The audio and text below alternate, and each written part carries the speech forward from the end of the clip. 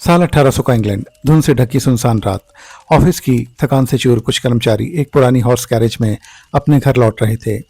लेकिन जैसे ही गाड़ी उस घने जंगल में दाखिल हुई, घोड़ों ने अचानक कदम रोक दिए। कोचमैन ने चाबुक उठाया, पर घोड़े आगे बढ़ने से इनकार कर रहे थे। और फिर उनके सामने खड़ी थी एक भयावह आकृति। कौन थी यह आकृति और क्यों इस आकृति ने इनका रास्ता रोका था, हम सब जानेंगे इस कहानी में। तो नमस्कार दोस्तों, आप देख रहे हैं कहानियां अजब गजब स्टोरीज फॉरएवर। सन 1800 का इंग्लैंड। इंग्लैंड की एक जगह डार्टमूर। ये जगह stone walls, dark corridors, underground tunnels, dense forest और फॉगी वेदर के लिए मशहूर है। हमारी कहानी बस यहीं से शुरू होती है। डियर फ्रेंड्स, याद रखिए ये किस्सा इंग्लैंड में सन 1870 के आसपास का है। अब कहानी के मुख्य किरदारों से आपका परिचय करा दिया जाए। Rickford, Edgar, William, Charles, Charlotte, Vera, Elina और विक्टर, जो कि घोड़ा गाड़ी का ड्राइवर है। इनमें मुख्य किरदार यानी हमारे प्रोटैगनिस्ट हैं एडगर। एडगर और बाकी सभी लोग एक बैंकर के ऑफिस के एम्प्लॉयज हैं, यानी कर्मचारी हैं। यहाँ पर ये लोग करीब शाम को 8 बजे तक काम करते हैं।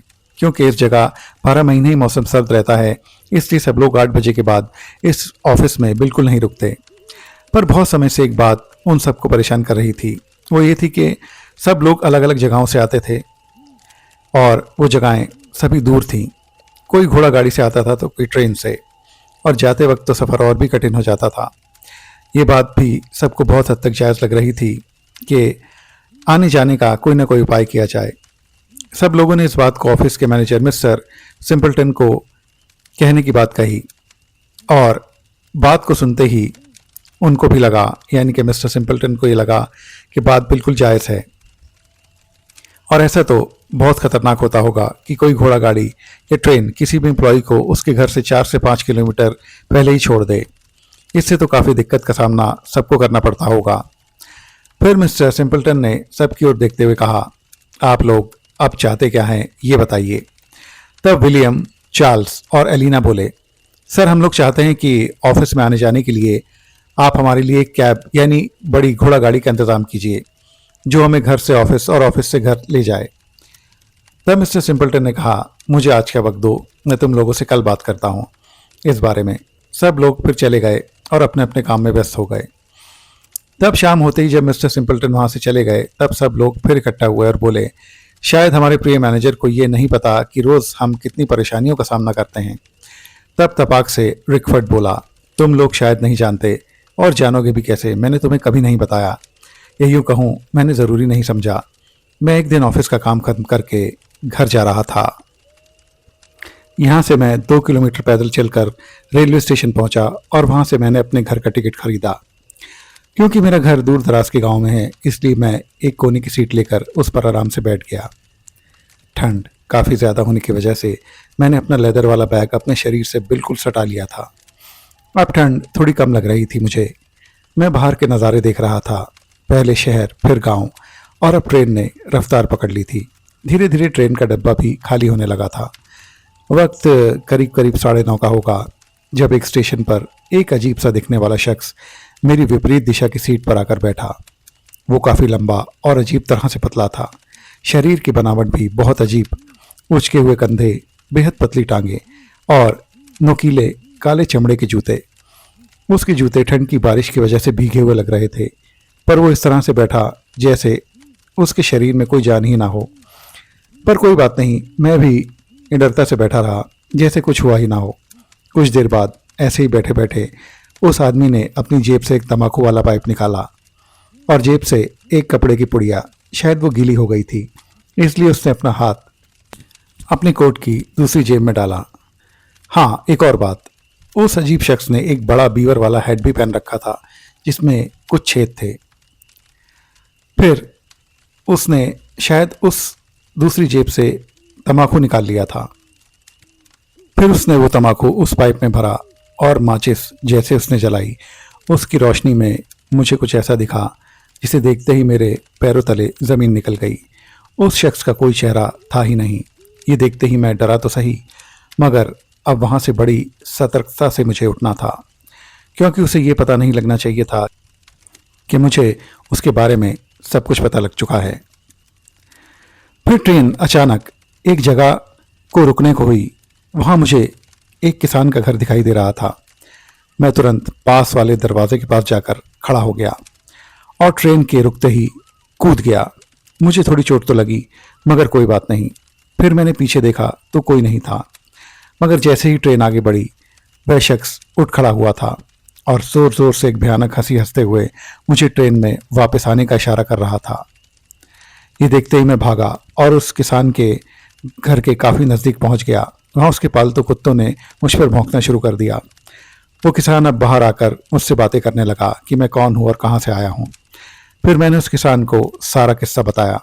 ये बात सुनकर किसान ने बोला, जनाब, आप वक्त देख रहे हैं क्या हो रहा है? 11:15 बज रहे हैं और तुम अब तक अपने घर भी नहीं पहुँचे हो। यह तो सुनसान खाली इलाका है और सुनसान रेल का डिब्बा बिल्कुल खाली। शुक्र मनाओ मेरा घर पास ही था तो तुम सही सलामत हो। सुनो, आज यहीं रुको, कल चले जाना। उस रात मैं उस किसान के यहीं रुका और फिर अगले दिन अपने घर चला गया। तो ये थी दोस्तों मेरे ऑफिस से आने जाने की कहानी। तब एडगर ने कहा, सबसे अच्छा है कि हम एक बेल्ट बना लें, यानी जिन लोगों का घर एक एक करके आता है उस तरह से हम उस शख्स को पहले उतारें जिसका घर सबसे पास है। जैसे पहले अलीना का घर आता है, बाद में वेरा का, उसके बाद शार्लेट, फिर विलियम और चार्ल्स, और इसके बाद जो आखिरी इलाका है यानी कि दूर दराज का, वो मेरा और 1 फुट का है। फिर हम उस हॉर्स कैब यानी घोड़ा गाड़ी वाले को अलग अलग तरीके से निर्देश दे देंगे। ये बिल्कुल ठीक रहेगा। यह कहकर सब अपने अपने घर चले गए उस शाम को। अगले दिन फिर मिस्टर सिंपल्टन ने सबको बुलाया और कहा, आप लोग देखिए, ये काम कि आप सब लोगों के हॉर्स कैब के आने जाने के लिए यानी कि उस हॉर्स कैब का मैं इंतज़ाम करवा दूं, फाइनेंशियली मेरे बस में नहीं है। हाँ, मगर एक चीज़ मैं कह सकता हूं कि अगर आप अपनी अपनी तनख्वाह में से कुछ पैसे महीने के हिसाब से कटवा लें तो मैं एक बड़ी घोड़ा गाड़ी का इंतज़ाम करवा सकता हूं। इससे आने जाने में आपको बहुत आराम और सुरक्षा मिलेगी। सब लोग तुरंत राज़ी हो गए और बोले, ठीक है, हम लोगों को कोई एतराज़ नहीं है, आप बस इंतज़ाम कीजिए। फिर मिस्टर सिंपल्टन ने अपने एक जानकार को ऑफिस बुलाया और उसे पूरी बात बताई। उसने कहा, कल शाम को घोड़ा गाड़ी वाला आप सबका इंतज़ार ऑफिस के नीचे करेगा। सब लोगों ने एक दूसरे की ओर देखा, वो सब खुश थे। सब लोगों को अब एक आरामदायक और सुरक्षित सवारी मिल चुकी थी। अगले दिन शाम को कहे अनुसार एक हॉर्स कैब ऑफिस के नीचे खड़ी थी, जिसमें 2 बहुत ताकतवर एवं वजनी भूरे रंग के घोड़े बंधे थे। कैब ड्राइवर ने अपना परिचय देते हुए कहा, मेरा नाम विक्टर क्रैमर है। सब लोग उससे मिलकर खुश थे। कुछ ही देर में ठंड की बारिश शुरू हो गई और कोहरा छाने लगा। हॉर्समैन चिल्लाया, जल्दी बैठिए वरना बहुत देर हो जाएगी। गाड़ी के अंदर का नज़ारा बेहद सुहावना था। छोटे छोटे चिराग जो कांच की छोटी छोटी बोतलों में चारों ओर चिपके हुए थे, जल रहे थे। ये काफ़ी बड़ी बग्गी थी, काफ़ी गद्देदार सीटें और बीच में एक छड़ी लटकी हुई थी, यानी कि दीवार से सटी हुई थी, जो शायद अफ्रीका की एक खास लकड़ी से बनी थी। सब लोग अब बग्घी में बैठकर चल पड़े थे। रास्ते में कई बाजार और इलाके आए और सब धीरे धीरे अपने अपने घर पर उतर गए। ऐसा करीब 1 हफ्ते से ज़्यादा से होने लगा। हॉर्स कैब उनको उनके घरों से उठाती और वापस रात तक घर छोड़ देती। पर एक बात अब भी सबको खटक रही थी कि जो समय उनको बिना कैब के लगता था उतना ही समय उन्हें अब भी लग रहा था, पर आने जाने का आराम था बस। उन्होंने सबने उस हॉर्स कैब ड्राइवर विक्टर से पूछा कि विक्टर बताओ, तुम्हें हमें हमारे घरों पर छोड़ने में इतना समय लगता क्यों है? वो बोला, वो इसलिए सर और मैडम, क्योंकि हमारा जो रूट है वो तो एक ही बेल्ट में है, मतलब इलाके के बाद इलाका, मगर हम शहर की ओर से जाते हैं जहाँ और भी घोड़ा गाड़ी और ट्रैफिक होता है, इसलिए वक्त उतना ही लगता है जितना पहले जब आप अलग अलग अपने अपने घरों को जाते थे। तो फिर बताओ विक्टर, इसका हल क्या है और हमारा समय कैसे बच सकता है? कुछ देर सोचकर विक्टर ने कहा, एक रास्ता तो है सर, मगर वह डार्टमूर वाले जंगल से होकर गुजरता है। वहाँ खड़ी महिलाओं ने मना किया कि नहीं, हम शहर वाला रास्ता ही लेंगे, पर पुरुषों ने कहा, हम लोग आपके साथ हैं, आपको डरने की कोई ज़रूरत नहीं है। और फिर देखिए, हम सब लोग घोड़ा गाड़ी में सुरक्षित हैं, किसी किस्म की कोई परेशानी नहीं होगी। हम सब सही समय पर घर तो पहुंच जाएंगे। सारी महिलाएं मान गईं, पर डर उन्हें अब भी था। और फिर अगली शाम कहे अनुसार विक्टर ने गाड़ी का रुख मोड़ते हुए उसे डार्टमूर के जंगल की तरफ ले लिया। शुरू में तो कुछ किसानों की झोपड़ियां और उनमें जलती बत्तियां दिखाई दीं, पर कुछ ही देर बाद रास्ते पर अंधेरा और कोहरा छाने लगा। रास्ते पर उल्लू और गीदड़ों की आवाज़ें आ रही थीं। घोड़ों की टापों की आवाज़ें भी सुनाई दे रही थीं। बग्गी में कुछ लोग बातें कर रहे थे और कुछ लोग एक चैन की नींद ले रहे थे, जब तक उनका घर ना आ जाए। एलिना बार बार वह पर्दा हटाकर बाहर का नज़ारा ले रही थी, पर उस कोहरे और अंधेरे के अलावा उसे कुछ भी दिखाई नहीं दे रहा था। तभी एडगर बोला, एलिना फिक्र मत करो, तुम जल्दी अपने घर पर होगी। एलिना बोली, एडगर, क्या हम रोज़ इसी रास्ते से आएंगे? हाँ हाँ, इस रास्ते में कोई दिक्कत तो नहीं। फिर थोड़ी देर बाद वो जंगल खत्म हुआ और सब अपने अपने घर चले गए। रोज़ वह लोग अब इसी रास्ते से आने जाने लगे थे। विक्टर भी थोड़ा सहज महसूस कर रहा था कि उसे एक बिना ट्रैफिक वाला सीधा रास्ता मिल गया है।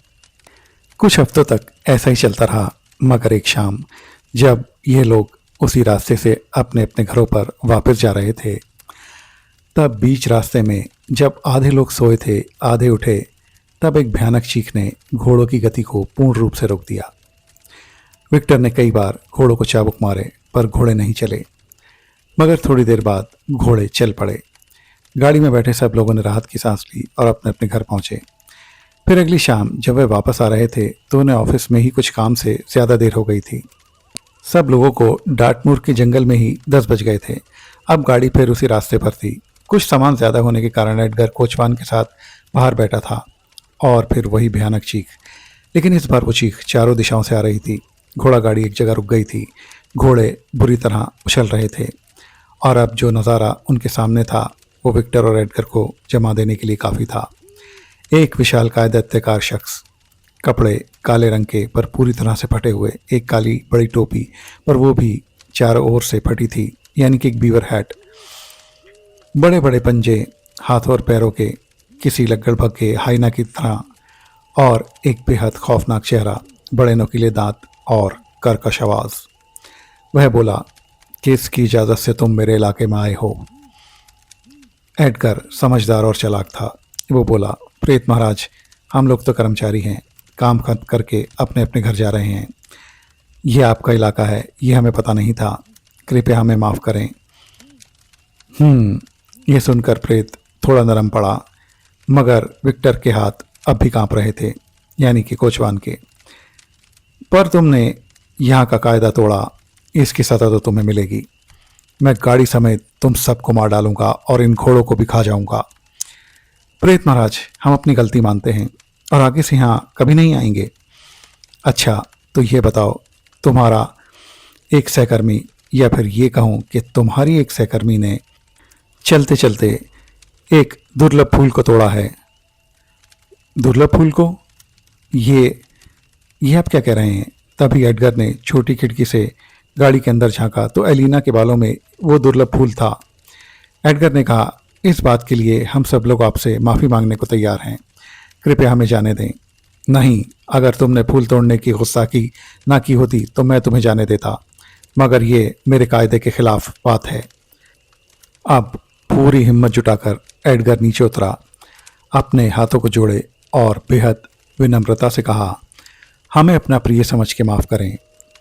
प्रेत ने कुछ देर सोचा और बोला, अच्छा ठीक है, लेकिन एक शर्त पर, अगर तुम मेरे 4 सवालों के जवाब सही दे दो तो तुम जा सकते हो, और इनाम में वह फूल भी मेरी तरफ से रख सकते हो। तो वह सवाल क्या है प्रेत महाराज? रुको, पहले पूरी बात सुनो। निश्चित समय जो मैं गिनूंगा उसी में तुम्हें एक एक करके इन 4 सवालों के जवाब देने होंगे। ठीक है, मैं पूरी कोशिश करूंगा। इधर सब लोग बग्घी में सहमे हुए बैठे थे। प्रेत बोला, पहला सवाल, तो बताओ, दुनिया का सबसे वफादार जानवर कौन है? और सुनो, वो कुत्ता नहीं है। एडगर घबराता है और घबराते घबराते वो सोचता है और सोचता रहता है, मगर जवाब अब भी उसके दिमाग में नहीं आता है। इधर प्रेत अपना टाइमर शुरू करता है। वह एक एक करके पेड़ की पत्तियों को गिराने लगता है। पता नहीं क्या होता है, अचानक वो घोड़ा गाड़ी पर घोड़े जोर से हिनहिनाते हैं। एडगर की आंखों में चमक आती है और जवाब आता है, घोड़ा। घोड़ा दुनिया का सबसे वफादार जानवर है प्रेत महाराज, जो आखिर तक अपने मालिक के प्रति वफादार रहता है। प्रेत की भारी भरकम आवाज आई, बिल्कुल सही। अब अगला प्रश्न, क्या तुम उड़ते पक्षी के पंखों को गिन सकते हो? ये सवाल वाकई कठिन था। कुछ पल के लिए माहौल में सन्नाटा छा जाता है, पर फिर एडगर को प्रेत की चाल समझ आती है। फिर वो कहता है, जी प्रेत महाराज, हर उड़ने वाले पक्षी के 2 ही पंख होते हैं। ये जवाब सुनकर प्रेत तिलमिला जाता है और जोर से चिल्लाता है, सही है तुम्हारा उत्तर। चलो अब अगला सवाल सुनो। प्रेत पहले हंसता है, फिर सवाल पूछता है, सबसे ज्यादा पेंगुइन्स कहाँ पाए जाते हैं? डियर फ्रेंड्स, इधर मैं थोड़ा पॉज दूंगा। अब जरा रुकिए और सोचिए, अंधेरी रात और आपके सामने एक भयानक जीव है जो आपसे ये सवाल पूछ रहा है। आप होते तो क्या जवाब देते? बिना कहीं देखे कमेंट्स में जवाब दें। अब दोबारा कहानी पे वापस आते हैं।